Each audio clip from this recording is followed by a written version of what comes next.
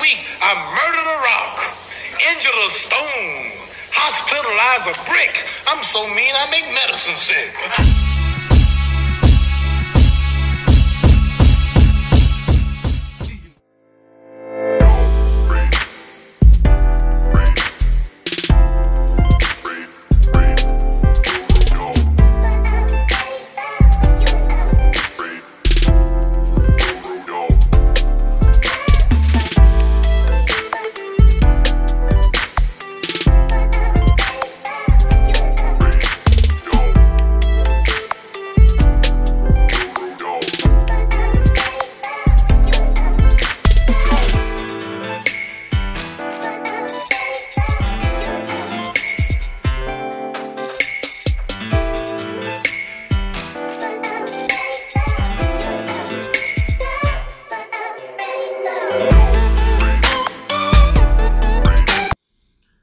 What's up, fight fans? This is Kurt DeVille with Counterpunch Boxing News.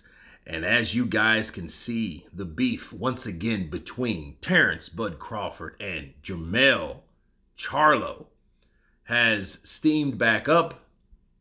And Jermell goes at Terence Crawford again, criticizing his resume, asking, who has he fought? He hasn't fought anyone. Who has he knocked out? And then Terence Crawford responds, hey, oh, you needed attention. Okay, you got it. And the strange thing that got me about this, these questions, these accusations from Jermell Charlo is what he did and what he said. Well, why don't you come to win 154? I bet you Eric Lubin knocks you out. And as soon as I heard that, I was like, okay, that really doesn't make sense. Simply because why would you want someone else to fight the guy that you're criticizing? You know, it's almost to me like people create walls. And those walls, I think, are created because of protection. They don't want to be seen as the rival or direct rival. They just want to be that guy that's objective for criticizing the other fighter without fighting that fighter. We have more of that going on more now in the sport of boxing than ever before. See, based on what Terence Crawford said right after that, he was like, well, how are you going to play matchmaker to keep me off your ass? And it makes sense, though, because it's almost like, why would you say about Eric Lubin? Forget Eric Lubin. Why would you drag Eric Lubin into this conversation about what you think a fighter can do to a fighter besides you doing that to the fighter, you know?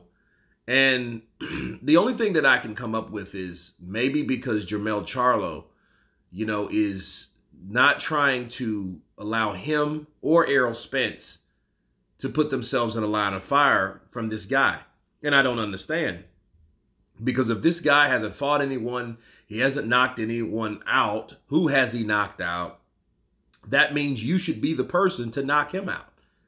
Because unlike Jermell Charlo, Terence Crawford is still undefeated to this day. Okay? And he's like 38-28, right? No losses, no draws. And to ask who has he knocked out? Well, he stopped the last 13 people that he's fought. That's pretty freaking impressive. I don't care who you are. And again, I asked a simple question by comparing resumes to Errol Spence and Terence Crawford. You know, and a lot of people, you know, oh, well, Errol Spence has a better resume. Well, we also know Errol Spence is also a stablemate of Jermell Charlo, right? And we know he's an Al Haymon fighter, and fortunately for the PBC with Al Haymon, they have all the guys that can make him what he needs to be. You know, from the likes of Sean Porter, Keith Thurman, Danny Garcia, you know, those guys were there in itself. Errol Spence, you had others, you know, like Lamont Peterson, guys like that, which Errol Spence smoked easily. You know, the size was just too different. You know, Errol Spence was just naturally bigger and beat him to a pulp. Your Dennis Ugas is another one you think of, you know, a dark horse. You know, that upset an older Manny Pacquiao, but, you know, still a game Manny Pacquiao. And other than that, though, you know, you start comparing resumes. It's not too far off. In fact, what Jermell Charlo was asking, it's like, who has he stopped? He stopped a guy that's never been stopped, Shawn Porter, his last fight. Now, I know he can't pretend like he doesn't know who Shawn Porter is. You know what I mean?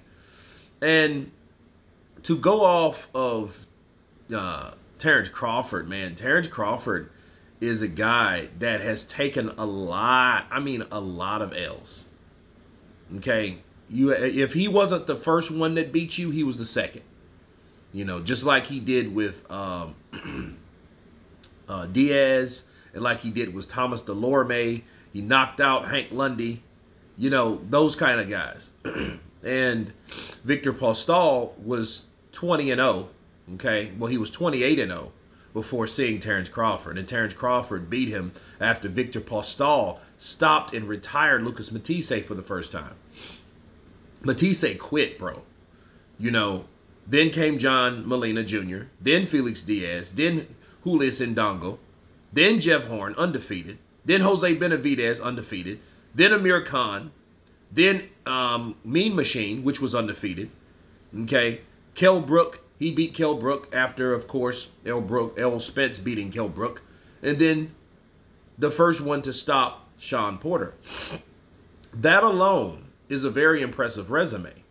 You know, in fact, his resume is better than Jermell Charlo's. Jermell Charlo had some fights, no doubt. But Jermell Charlo is asking, well, who has he stopped? Well, you really lost your last fight. They called it a draw, and I never seen someone that happy to get a draw. And I like the Charlos. It's not I don't like them. I just can't stand for any fighter to play matchmaker. Like, don't do that. If that fighter hasn't fought anyone, okay, fair play. Knock him out. You know, come to 154, knock him out. Why would you have to create a step before, you know, fighting him, knowing that this guy is older than you? You know, Jermell Charlo is still only 32 years of age. Okay, so he's still technically young. So he has, in my mind, a couple years longer on an elite level than someone like Terence Crawford. I think Terence Crawford is coming to the end of his rope because it took him 3 weight classes, or should I say 2 weight classes, to get to the weight class that he's at. So speaking of Jermell, you know, Jermell, Errol, I think the waiting game process is trying to be implemented for Terence Crawford, because you would never in your wildest dreams, knowing a guy hasn't fought anyone, you don't believe in his resume or him as a fighter, the first thing you would want to do to get recognition is to get attention, is to bring him to 154 and challenge you. And that's exactly what Terence Crawford said he wanted to do anyway. That's what makes it so, you know, suspect. Because if Terence Crawford already said, hey, I'll come there and beat your ass after I beat Errol Spence, why are you trying to create another fighter for him? Okay, it would seem like to me, you know, to Jermell Charlo saying, hey, man, I'm busy, but you're not busy enough to talk shit about Terence Crawford. I say get in there with him. Show him that he's not worth anything and he isn't KO'd anybody. Do that, and that makes you one of the pound for pound. You're already undisputed, so let that be that.